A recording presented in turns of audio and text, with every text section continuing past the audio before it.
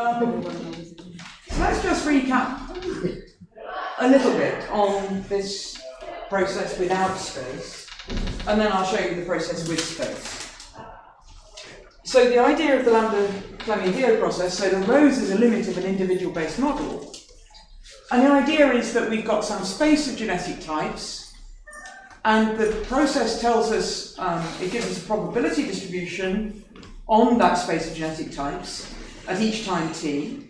And what this tells me is if I were to sample an individual from the population at time t, it gives me the distribution of the type of that individual.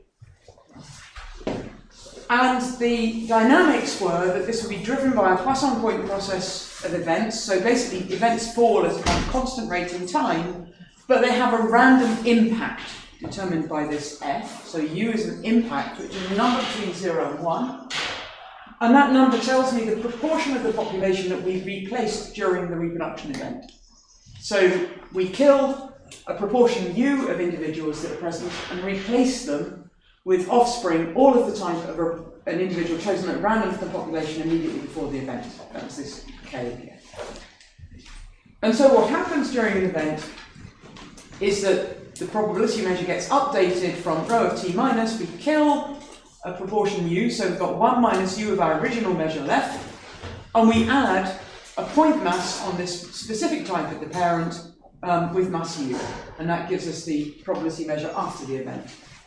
And if f is of the form lambda of du over u squared, where lambda is a finite measure, then it's known that such a process exists. And as I said, it was originally introduced in this paper of Donnelly and Kurtz, 1999, and rediscovered several times thereafter. So some people call these generalized Fleming-Viot processes, sometimes Lambda-Fleming-Viot processes. Okay. And then just to illustrate again with this picture what's going on. So if you remember, this was to say that immediately before an event, I've got 3 types, 3 different genetic types, and we're examining what happens at this particular event. So this diagram was meant to be my Poisson point process of events. So at this time an event with this impact arrived, at this time an impact here, and so on. And we're looking at what happens at this time t when an event with impact u arrived.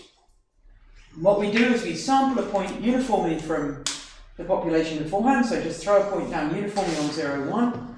Those of you who know my computing skills will know that this was done entirely using a computer.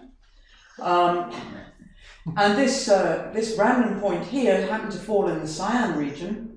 And that means that all the offspring of the event are the cyan colour, and that's this portion u here.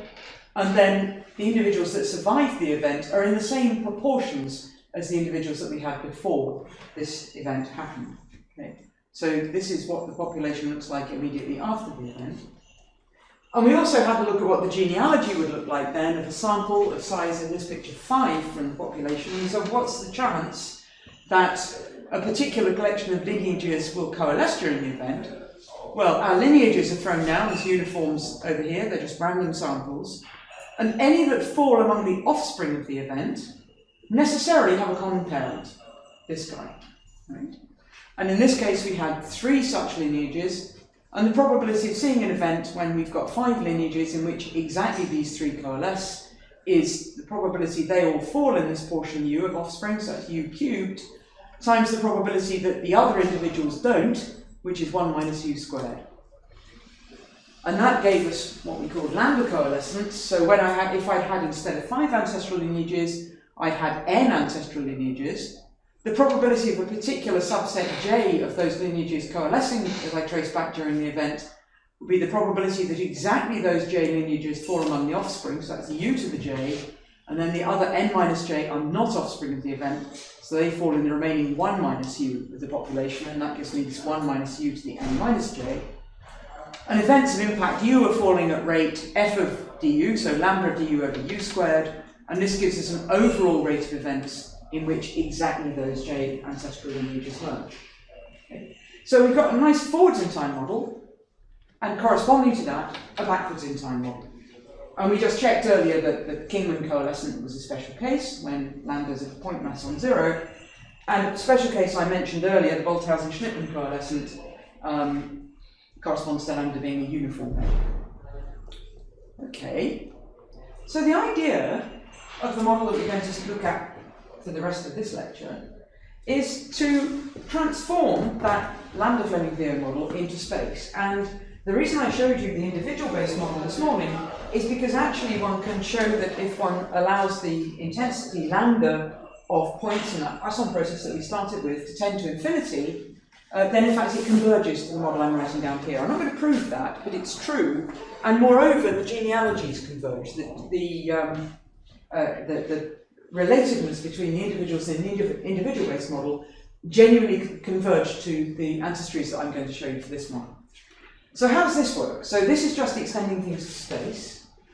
And what we're going to do now is, again, we've got a type space K, and we'll specialize back in due course to that just being little a and capital A, two different genetic types, but it could be any type space we wanted.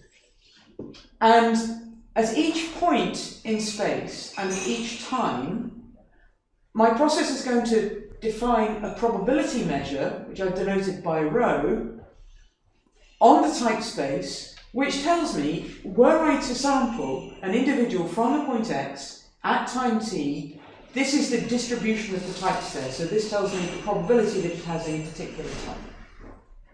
Okay. All right, and what are the dynamics of this process? Well, remember, when we didn't have space, we just had a Poisson point process, and we're going to do that again. So the dynamics are going to be driven by the Poisson point process. It's the same one we saw for our individual-based model. But now, in addition to specifying a time and an impact for each event, we also specify the region which is going to be affected by a reproduction event. And so how does that work? Well, for each point in this Poisson point process, so it's giving me a time, an impact, and then x and r are going to specify a ball of centre x, radius r. And that's where the population is going to change during the event. So there's my ball. And the first thing I'm going to do is I'm going to sample a parent uniformly at random, I'm going to sample a location for a parent uniformly at random from this ball, and that's that point z. And then I'm going to sample the type of the parent just by choosing according to this probability measure immediately before the event. So my parent was at this red point here, and I've sampled the type according to the probability measure there. That tells me if I sampled an individual from here, this tells me the probability that I get an individual of type K. So I sample according to that distribution. And that gives me a type for my parent, and now everywhere in the ball, I replace a portion U of the population by offspring of this chosen type. Okay? So this is for all y in BR of x, not just for the point x itself, but for all, or the point z itself, but for the whole ball. I kill a portion u, so I preserve a portion 1 minus u, and I replace with offspring of this chosen type. Okay? I should say that I could have done this in one step. I could have said, what's the type distribution across this whole ball, which I could find by integrating, and then just sample the type distribution. This turns out to be a really convenient way of describing things if we want to understand what genealogies look like. So the reason I've done it in this order is so we can understand the genealogies in this. Okay, so here's a genealogy. So what happens backwards in time? So I no longer have the problem that I had with my individual-based model this morning of the population dying out. It's not going to do that. So now, if I want to reverse time, I can just reverse that Poisson point process that tells me when events fall in time and space. I couldn't do that with the individual-based model, because knowing that I could sample an individual from a point when there were a finite number of points told me something about that Poisson point process that got me to the current population. But now I don't know anything. If I sample from a point, I've got individuals everywhere. I don't know anything about the events just by looking at my population, just by sampling now. So I can reverse that Poisson point process of events, and it will have the same distribution backwards in time. And so what's going to happen to a single ancestral lineage? So I sample an individual, and this is a bunch of sampled individuals that are represented by these points in green, I believe. So if I'm a single ancestral lineage, if I'm that individual, I'm not going to do anything. Nothing's going to happen to me until I'm offspring of an event.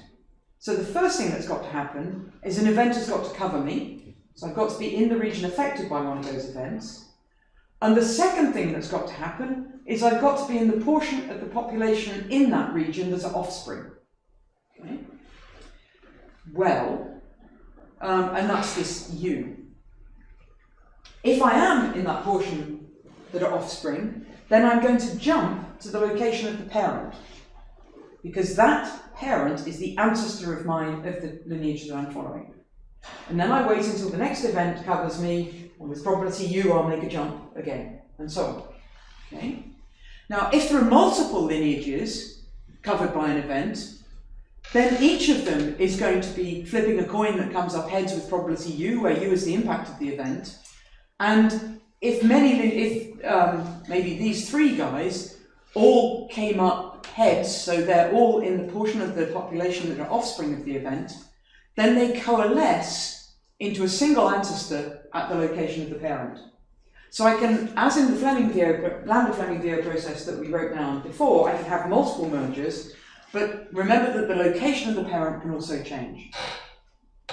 Now let's just think about this expression that I've written down, which tells me for a single ancestral lineage how it jumps around. Different lineages don't evolve independently of one another, but they sort of almost do. They do till they're close together. But let's just think about a single lineage.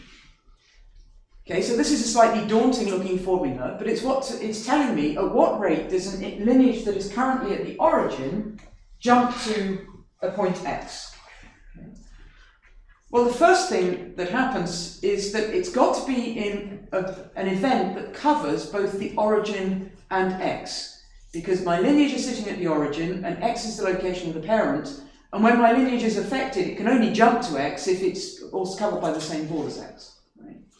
So the number of centres of events, or the volume of the centres of events that can make this jump from 0 to X happen, is given by this. It's the volume of the intersection of the ball of radius r around the origin and ball of radius r around X. So if an event of radius r is going to hit both of us, this is the volume of centres that are valid, that are allowable for that ball. If I am hit by such an event, the probability that I jump is U, the probability I'm an offspring of the event.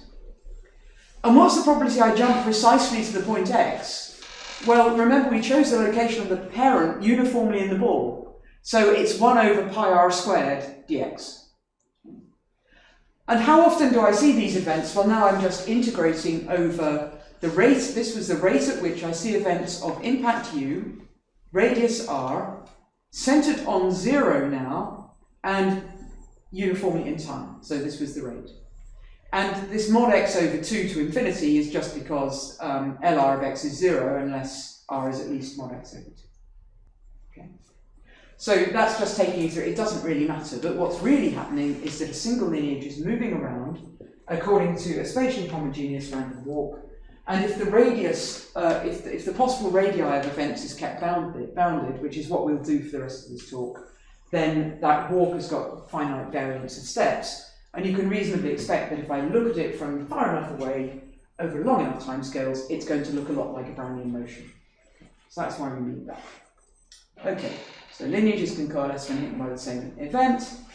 And just to emphasize that if, for example, we take this psi dr du, so this was the rate at which we see a ball of radius r with impact u. If I take u to be fixed, which we're going to do, then the rate at which my lineage jumps is proportional to u. So there's a kind of natural time scale in this model which scales with this impact of events. And again, that's going to be important. Okay, can't remember what comes next. So I've explained to you in words and pictures what the genealogy looks like. In fact, we can write down the duality exactly as we did for the stepping stone model. So to do that, let's specialize. So let's suppose that my type space, we're back in this world where it's just little a and capital A, and I'm going to define, I'm just going to rewrite this, right? Rho of txa, this is the probability that I have a type little a parent if I sample an individual from the point x at time t. I'm going to write that as wtx. So I'm just going to compress my notation a bit. So this is the proportion of the population at site x at time t that are type little a. It's only really defined up to a set of Lebesgue measures 0, but let's not worry too much about that. Okay. And now if I sample some number n0 of individuals from locations xi0, I equals 1 to n0, so these are in the present day population, so this is a sample, finite sample of individuals from potentially different points in space. And I allow that process that we just wrote down to evolve until time t for the present. And I write xi of t for the locations of the random number of lineages that I have alive at time t. Then I have a duality. And this duality is an exact analogue of what we had in the stepping stone model. That if I look at my, how am I going to do this? So I'm sampling n0 individuals from the population at time t. The probability that all of those individuals are of the type little a is given by this product, right? Because w of t xi of 0 is the probability that the ith one is of type little a. And that can be expressed as the product over the ancestors of my sample at time t of the initial probabilities evaluated at the positions where those individuals are. And this is precisely the probability that all the individuals ancestral to my sample at time t are of type little a. And again, if I'm completely honest, we've got to get around this problem of sets of Lebesgue measure 0. So what turns out to be a solution is that I select my sample according to some probability distribution which has a density with respect to the Lebesgue measure and integrate out, and this all makes sense. But this is really just a technical detail that I don't think we even noticed in the first few papers we wrote, to be quite honest. Okay, so that's a model. It's a forwards in time model and a backwards in time model. We've got a duality. We've got, but actually the duality is stronger than this moment duality I've written down here. It's actually really the case that the genealogy of the sample is determined by that process of coalescing, random walking and coalescing lineages. And it all looks terribly special at the moment. I took, balls of the centre X radius r, and I was replacing all sorts of things. I mean, it's at the moment it's a neutral population. I've only got 2 types in the duality that I just wrote down, and so on. But in fact, what you should think this of this as is a framework for modelling. Because what's important? Why have we managed to circumvent the plane in the torus? Why does this work where Wright-Malecot did not? And the reason is that we have focused the reproduction events on events, not on individuals. And in fact, that individual-based model that I wrote down this morning, you can show, as long as the intensity of the Poisson process is large enough, you can show that there is actually an ergodic stationary distribution. And in principle, write down the genealogies, and very rapidly those genealogies converge to those for the Lambda-Fleming-Viot, for this spatial Lambda-Fleming-Viot. So we've circumvented the plane in the torus by having events driving reproduction rather than individuals driving reproduction. And if you think about it, that gives you a very strong form of density-dependent regulation, because in my individual-based model, remember we threw down a disk and an individual was sampled uniformly at random from that disk to be the parent of the event. Well, if there are lots of individuals in the event, my chance of being chosen as parent is inversely proportional to that. So my reproductive success goes down. So it's a very strong form of dependent, density-dependent regulation. But you can use the same sort of framework as long as you use events instead of individuals to drive reproduction. You can work on whatever space you want. You can obviously have different shapes of event. You can have, we did this with overlapping generations. You can actually write down a discrete generation version of this where you have to tessellate the plane. And the natural thing to do is to take something like a Poisson-Voronoi tessellation and have reproduction taking place in all the different tiles of my tessellation. You can have non-uniform replacement of individuals. You can sample parents from outside the region. All sorts of different things you can do. You can think about non-constant population density. That parameter u, that impact, is in some sense inversely proportional to the population density. Because the chance that I pick a particular, what's the right way to say it? The right way to say it is perhaps, suppose that I, as an ancestral lineage, have already chosen my parent. I've jumped. The chance someone else jumps on top of me that we coalesce in a given generation is you. I'm already an offspring, that's you. They're an offspring as well, that gives me another you. U is playing the role of 1 over n in our Wright-Fisher model. So you can somehow think of the impact of an event as being inversely proportional to the local population density. And in fact, that can vary with space. There's no reason at all why it shouldn't vary with space. And so you can impose some sort of geography on your space, perhaps having different event sizes, having different population densities, and so on. And you can have multiple parents. So you might want to have events where during reproduction it's not just a single individual that's giving birth to offspring in a given region, it might be multiple individuals. And you might have diploid population. What else can you do? Selection, which is going to be the focus if I speed up, and recombination, lots of other things can be incorporated.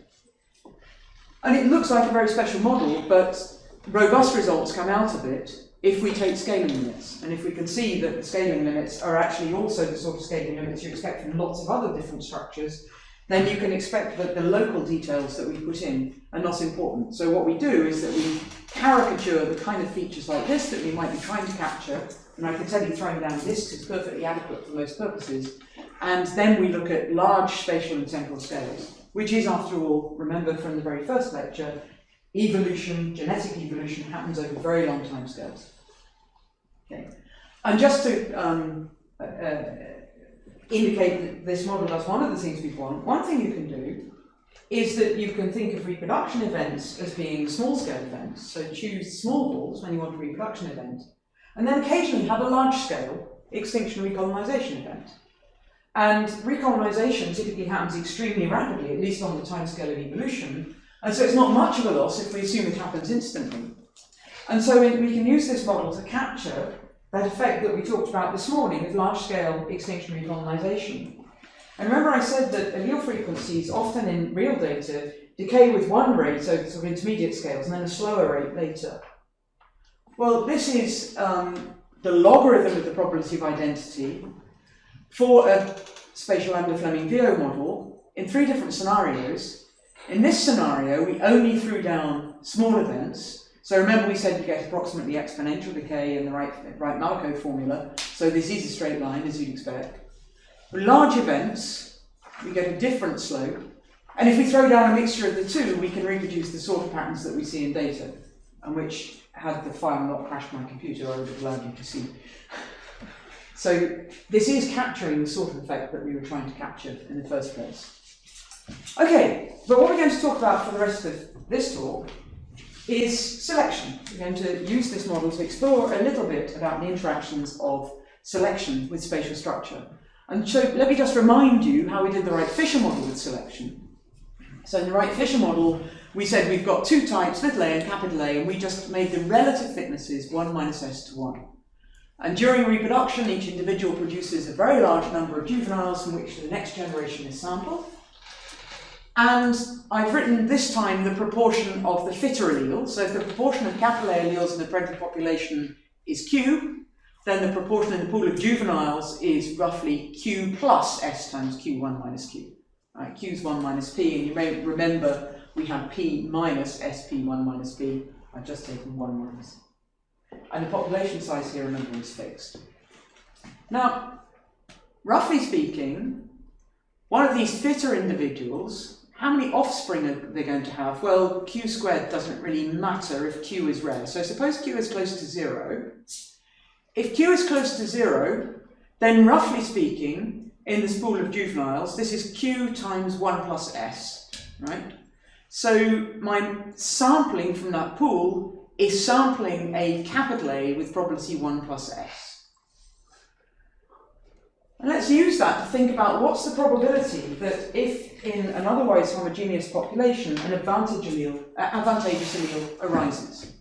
Well, while that allele is rare, the number of offspring, so the first mutant that arises, will have a binomial n, and then success probability 1 plus s divided by n, right? Because there are n parents, and we're weighting it with the probability 1 plus s. That was one way to see our Wright-Fisher model.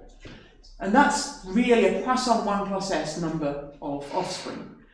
And then for each of those offspring, well, as long as they're still rare, so that we don't really see interaction between individuals, between the different fitter individuals, they will have a Poisson 1 plus S number of offspring.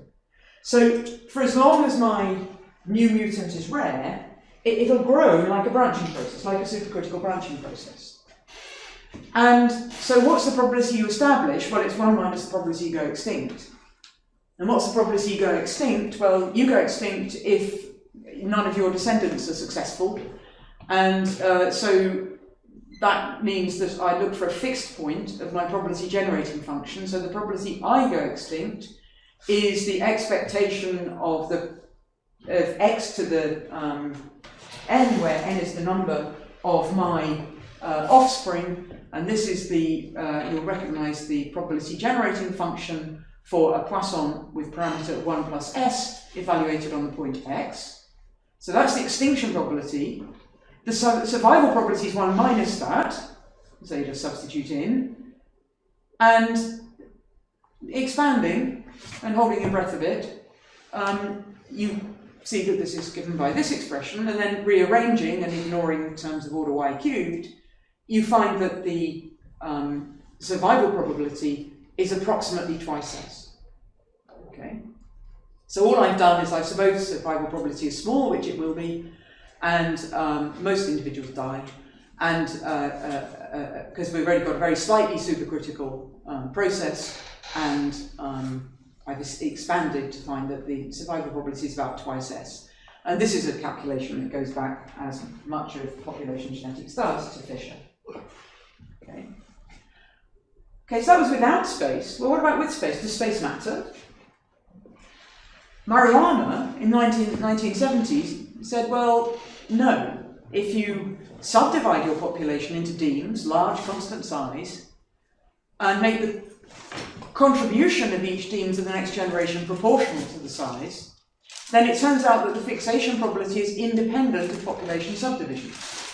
So actually, this is quite an influential paper, which says, space doesn't matter. We don't need space. We need space. And then along comes Barton. So my friend Nick Barton in 1993 said, well, this isn't true. If you add extinction recolonization events, then things change. And so our aim here is going to be to investigate the interaction of natural selection and spatial structure in the framework of the spatial Lambda-Fleming-Viot process. Because in that process, if the impact is less than 1, it's small, no, try again. If the impact is between 0 and 1, although not an extinction recolonization event, it's still a big event on the frequencies in the population. So it's sitting somewhere between extinction recolonization and marijuana. So does it matter? On the other hand, if the impact is very small, then maybe it's a bit more like this, where all our teams are of large and constant size. So let's see. So the first thing we've got to do is work out how to put selection into the spatial Lambda-Fleming-Viot, and there are lots and lots of ways to do this. But what we're going to do is mimic what we did for Wright-Fisher and Norum in the first lecture. So again, we've got two types, little a, capital A, and I'm defining WTX to be the proportion of type little a individuals at the point x at time t. And again, I think of myself as weighting types. And so I am going to weight little a's, the less fit type, by a factor 1 minus s. And when a reproduction event affects a region of centre x radius r, so this ball, in which the current proportion of little a alleles is w bar, then the probability that the offspring of type little a is given by this weighted factor. So all I've done is I've said everybody of type little a is weighted by 1 minus s, everybody of type capital A is weighted by 1, and this just normalizes to make everything add up to 1. So it's exactly what we did for Wright-Fisher and Norum. And exactly as for Wright-Fisher and Norum, we're going to suppose that S is small and expand this as a geometric series and just throw away all the terms of order S squared. And now, so this step is what we did for Wright-Fisher. Now we do exactly what we did for the Norum model. Remember, events in my spatial Lambda-Fleming-Viot are driven by a Poisson process. And why a Poisson process is nice? Well, one reason is that we can thin them. If I say that at each event with some probability, which we're going to call S, the event is selective, then the rate at which I see selective events is just S times the rate at which I saw events overall. And this structure makes it very convenient to work with for this spatial Lambda-Fleming Viot. So neutral events are going to arrive as rate proportional to 1 minus s, and selective events at a rate proportional to s. And whereas a neutral event, it would be exactly the reproduction that we saw in the spatial Lambda-Fleming Viot. Now that we select a parental type and a portion u of the population is replaced by individuals of that parental type, now it's a selective event. So this corresponds to a neutral event with property 1 minus s. I just want to select a type uniformly at random from the board. With property s, in order for the offspring to be type little a, I need that probability to be w bar squared, where w bar is the proportion of little a alleles in my ball. So what I'm going to do is I'm going to sample 2 individuals uniformly at random and ask that both of them be type little a. And if they're both type little a, then the offspring is type little a. Otherwise, the offspring are type capital A. Okay. And that's exactly what we did for the Moran model. Okay, so that's forwards in time, and the reproduction is as before. Whatever type of parent is chosen, a proportion u of the population is replaced. And now I can write down a spatial version of the ancestral selection graph that we wrote down. So if I take a sample from the population, I trace backwards in time. When I hit a neutral event, it's exactly what we had before, that lineages will evolve in a series of jumps, and they can coalesce when they're covered by the same event. But now we've got selective events, and when there's a selective event, we sample 2 potential parents, and of course it's only when we know the types of those parents that we'll be able to decide which one of them was the true parent in the selective event. So we need to trace back to some point in the past when we would assign types to our individuals, and then move backwards up through the tree. So now I've got to sample, so I've sampled 2 individuals, and I've got to trace them further backwards into the past, exactly as we had for our ancestral selection graph in the Wright-Fisher and Moran case. And so it's still the case that in an event, a bunch of individuals who are offspring of the event will coalesce, but if it's a selective event, they kind of coalesce into 2 individuals, sampled independently and uniformly at random from the board. Right. And a sampled individual is going to be of type little a if and only if all the lineages in the corresponding ancestral selection graph are of type little a at any previous time. Because remember, I have a type little a offspring only if both of these guys are type little a. And they're only type little a if everyone they trace back to is type little a. Okay. Right. Now for something completely different, as they say. Before I give you some heuristic as to what happens in the spatial Lambda-Fleming Viot, and it's going to get a bit heuristic now, just a brief aside on random walk, because I know I can never remember these things. Suppose I've got a simple random walk on the integers, and I'm going to start it from the point 1, point x equals 1, and I want to know what's the probability that it hits a point square root of n away. Of course, I should have put floor functions around this, so the integer part of that. What's the probability it hits a point square root of n to the right before it hits the origin? Okay. And that's going to be important to us, for reasons we'll see in a moment. And it's really easy to calculate, right? So if I write tau for the time it hits either 0 or plus root n, then because x is a martingale, Dude's optional stopping theorem tells me that the expected value of x at time tau is whatever it was at time 0, but at time tau it's either 0 or it's square root of n. So this expectation is 0 times the probability that x tau equals 0 plus square root of n times the probability that x tau equals 1. On the other hand, that's 1, so square root of n times this probability is 1, so this probability is 1 over square root of n. Okay, I like that sort of calculation.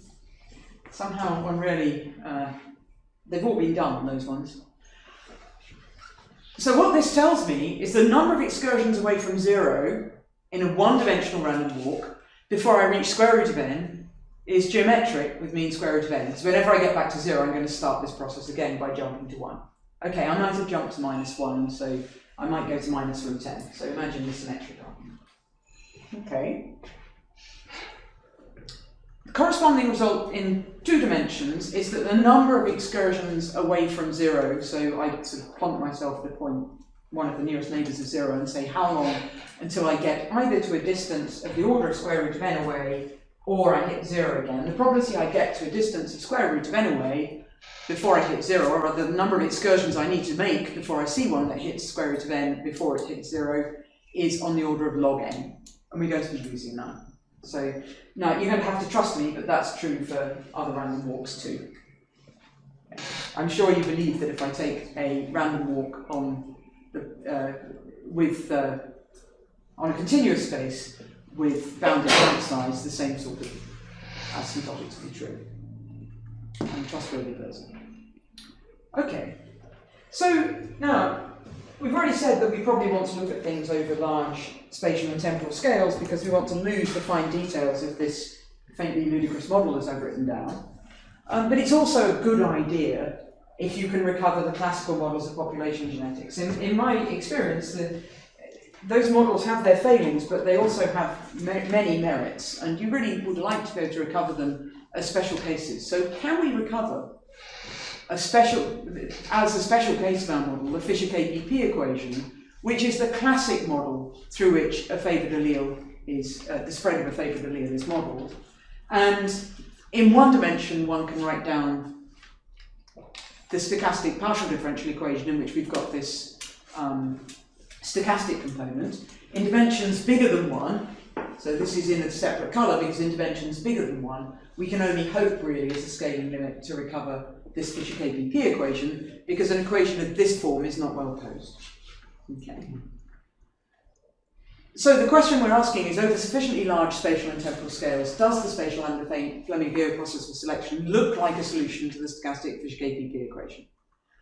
And the key tool we're going to use in injecting that is the ancestral selection graph. And I do promise the things I've told you in the last 2 slides are going to be relevant to what we're doing. Okay. Now, the stochastic Fisher-KPP equation is dual to branching and in one dimension coalescing Brownian motion. And so a natural thing to do is for us to look at our ancestral selection graph and say, well, for what parameter scalings can we recover a branching and potentially coalescing Brownian motion? So that's what we're going to do now.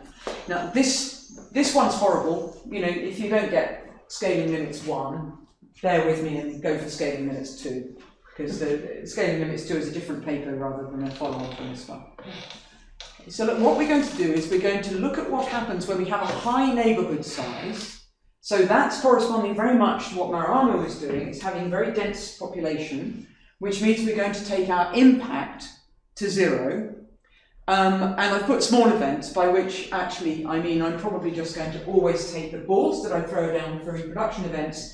Actually, I might as well take it to be a fixed radius. It doesn't really make any difference.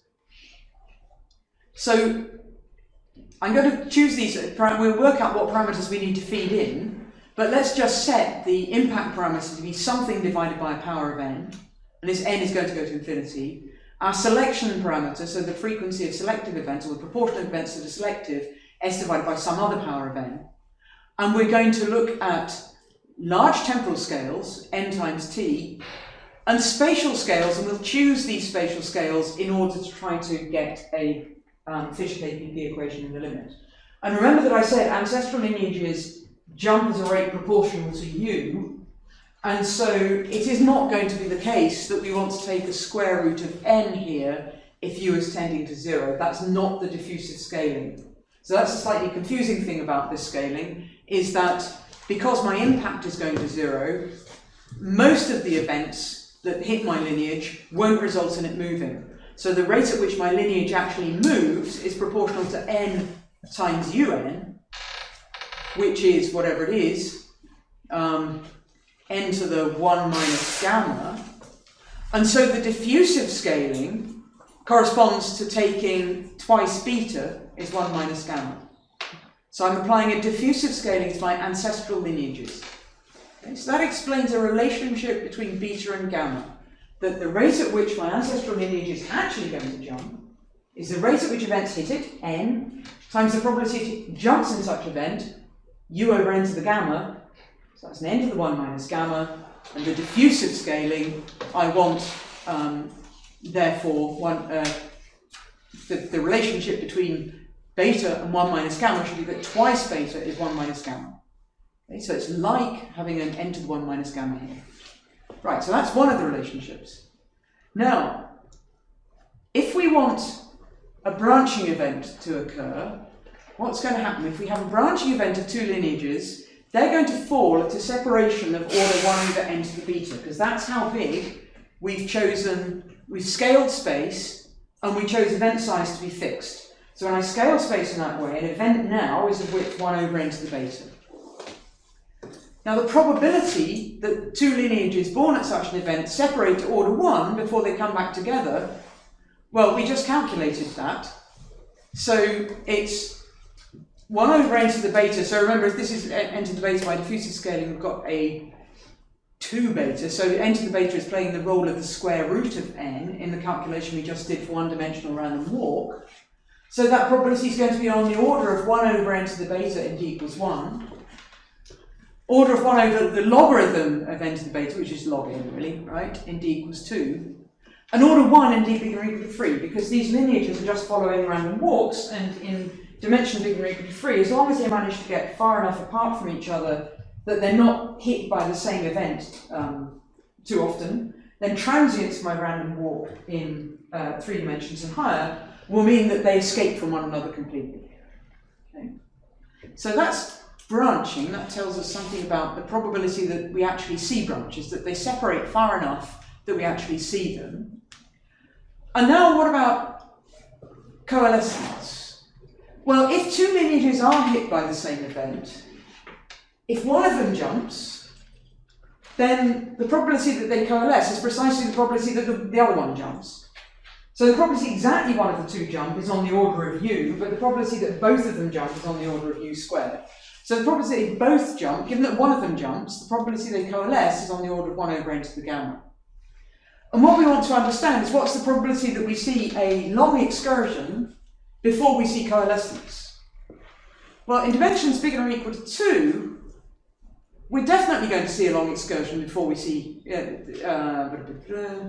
before we coalesce. In that we've got high probability of that, because either the lineages escape completely, which is what's happening in dimension bigger or equal to 3, or it takes me of the order log n attempts to escape, but those log n attempts aren't enough for them to coalesce when they come back together.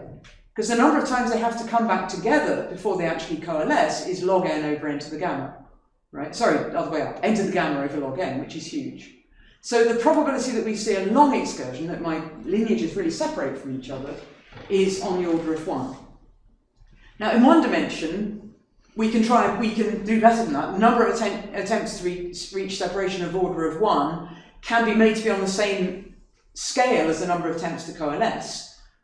And we do that by taking beta equals to gamma, because we want this n to the gamma, the number of times we come together before we coalesce, to be comparable to the n to the beta, which is the number of times we try to move apart before we get to a separation of order 1. And this tells us actually, the fact we can get coalescence and branching happening on the same timescale in one dimension tells us we're going to get a more interesting limit. So putting all that together, what do we want to do? Well, we want selective events. They fall at rate n is time, un is impact. So remember, I'm only going to care about events with probability n times un, with probability un. So n-un is the rate at which a lineage gets affected. Sn is the probability there's a branch. And if I want these selective events to fall at a rate order 1 so that we actually see them, then I want 1 minus gamma minus delta equals 0. And so solving for all these things, 1 minus gamma minus delta equals 0, beta equals gamma, and twice beta equals 1 minus gamma, we find that the most interesting limit is going to be if we take beta equals gamma equals a third and delta equals 2/3. Okay? Now, don't worry if you didn't follow all that, but what it really means is really on this slide, which is if I make those choices and I look at my spatial Lambda-Fleming-Viot over timescales of length n times t and space scales of order n to the third, remembering that this un somehow scales time in the spatial Lambda-Fleming-Viot, then in 2 dimensions and higher I get convergence to the Fisher-KPP equation, and in 1 dimension I get convergence to the Fisher-KPP with noise. Okay.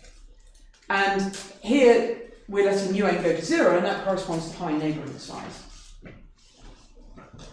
So what about establishment probability? So I've said that I'm asymptotically getting this Fisher-KBP equation. Well, let's go with this one-dimensional version. While my allele is rare, 1 minus w is approximately 1, and so this equation is roughly this one. And then I can look for the total mass of the rare allele. I can just integrate against 1, and I find that the total mass follows a continuous state branching process. And so the conclusion, in one dimension anyway, is that if the impact parameter goes to 0, so if the density is very high, the establishment probability is not changed by spatial structure. So when neighbourhood size is big, when density of my population is big, spatial structure hardly perturbs my establishment probability.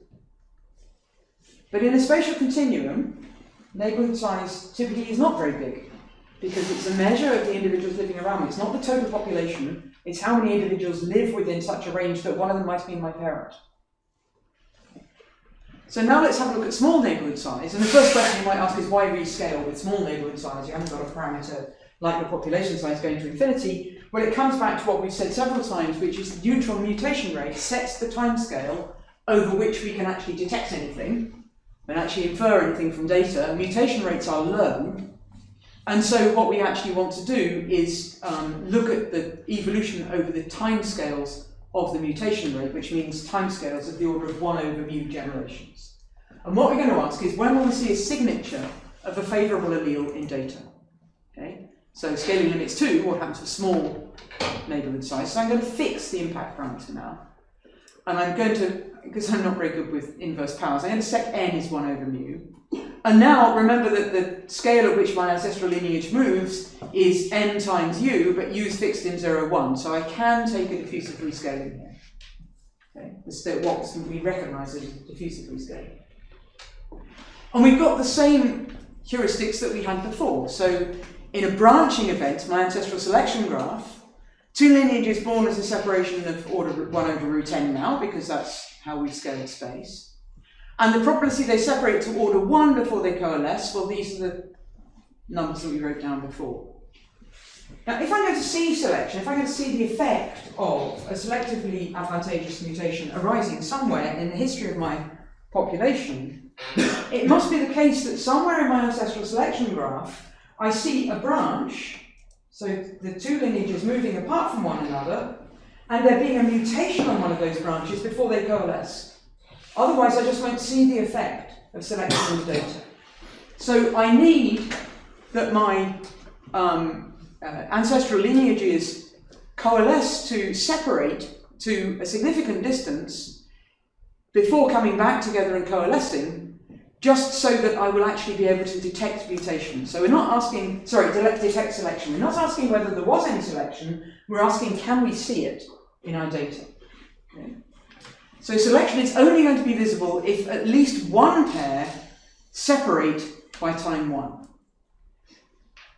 Now, when two lineages come together, the probability that they coalesce is of order 1. So this tells us I'm going to need a lot of branches before I detect coalescence, because the probability, lots of branches before I can detect selection. In one dimension, we know it's going to take me square root of n attempts before I get 2 lineages that escape to order 1, and therefore I have a chance of seeing a mutation on those branches. Okay? But as soon as they come together again, they're going to coalesce. They're going to coalesce really quickly. So that means that in a unit of time, I'm going to need on the square root of n branches in my ancestral selection graph.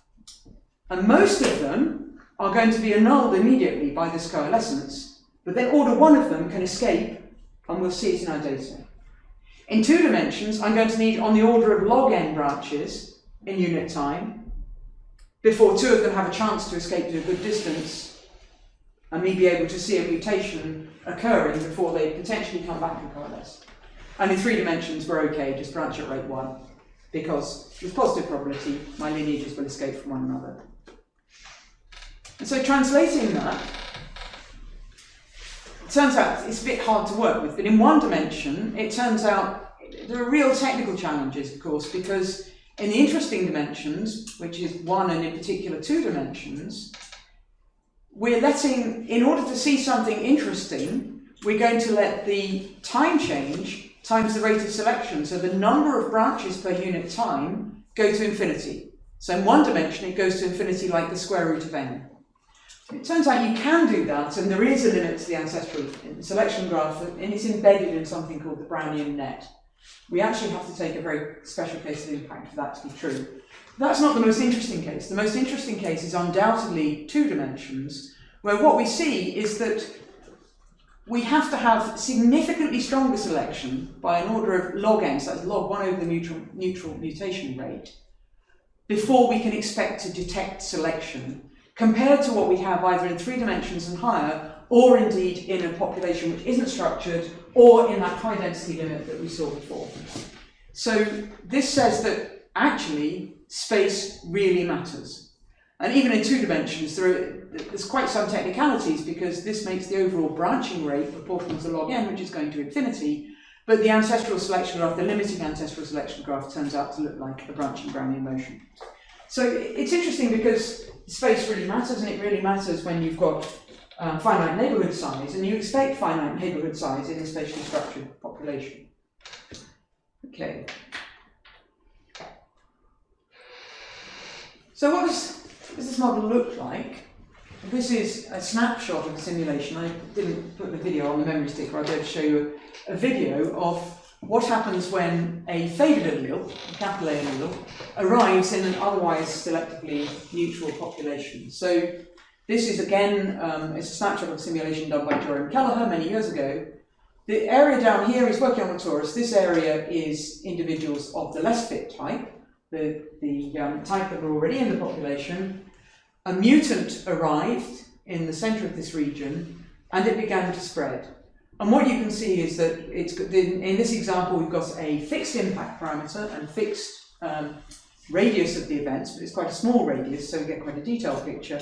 And you can see here that we're getting a shape that looks a little bit like a circle, and ultimately it gets more and more like a circle, but with a rough edge. And up here, everybody is of type capital A, of the favoured type. And here we've got the interesting stuff going on. This is where the interesting genealogies are developed in the wavefront of the expansion. Okay, so it's a rather nice picture. Why am I showing it to you? Well, there's another way of interpreting this. Here we have moderately strong selection, in fact, to make things happen quickly on our computer. But if we have very strong selection, you can think of this, instead of being invading a less fit type, you can think of this as a range expansion. You can think of it as a population that's invading space with a limited carrying capacity. And in that setting, it's interesting to compare to real data. And here's a picture that I like showing. It's quite an old picture now. So this is a laboratory experiment, but it indicates why you zoom out and look at things from a distance. So this is a bacterium on a petri dish. It's Pseudomonas aeruginosa, not something you want to spend too much time with. And what Kevin Foster, who's a zoologist in Oxford, has done is that he has stained this bacterium, or some of these bacteria, 2 colours, in fluorescent gel, which makes them either green or blue, mix them together and drop them on the dish at time 0, and you can still just about see where they were dropped. So dropped in a mixture at time 0, and then he let them grow, let the colony grow. And what we see with these sectors is a kind of proxy for genealogies. So all these blue individuals here are descended from some single bacterium that was on the edge of the colony back here. So it's a proxy for genealogy. You can't see the genealogy, but it's a proxy for the genealogy. So what happens if we use our spatial Lambda-Fleming-Viot model as a model of range expansion in this context? Well, it's not too bad, right? So that's a simulation that Jerome did. And you can see, it doesn't show up as well on this as it does on this, of course. This was the mixture, so we put a half blue and a half green at time 0, and we allowed the population to evolve. And you can see it's got very much the same sort of structure. you might think we had to work hard. As it turns out, we produced these pictures before we knew Kevin had done his experiments. Jerome happened to know a postdoc in Kevin's lab and went to visit and said, that's our picture. So it's fortuitously we've chosen the same colours. And also we did have pictures with the right number of sectors, because in order to change the number of sectors, it turns out it's just a simple parameter of our model to do with the ratio of the initial blob that we throw down and the radius of the reproduction events. As you can see, it's not too bad. And but this is because we're zooming out. What's really happening on the edge of the bacterial colony is that. Okay? We're not trying to capture the local structure of the population. I find this remarkable. Each of these little rods is an individual bacterium. And this is the edge of that colony that I showed you before. We're not trying to capture that. We're trying to capture what happens over large spatial and temporal scales. And I will stop there, remarkably on time.